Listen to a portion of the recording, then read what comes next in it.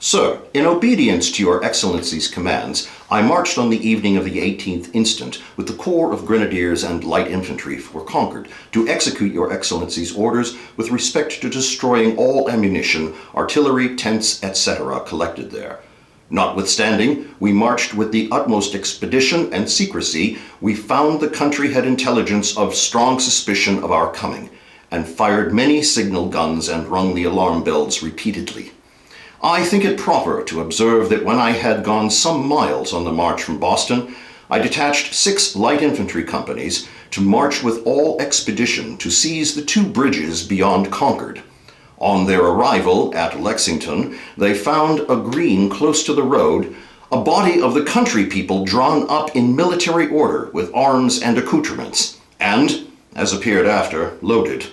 Our troops advanced towards them without any intention of injuring them, other than to inquire the reason their being thus assembled, and, if not satisfactory, to have secured their arms.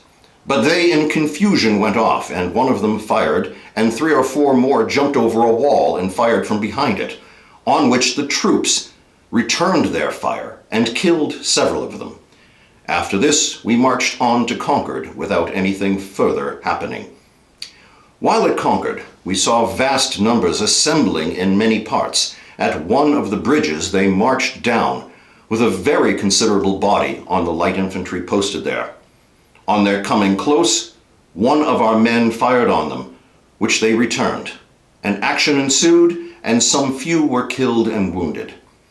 In this affair, it appears that after the bridge was quitted, they scalped and otherwise ill-treated 1 or 2 of our men, who were either killed or severely wounded.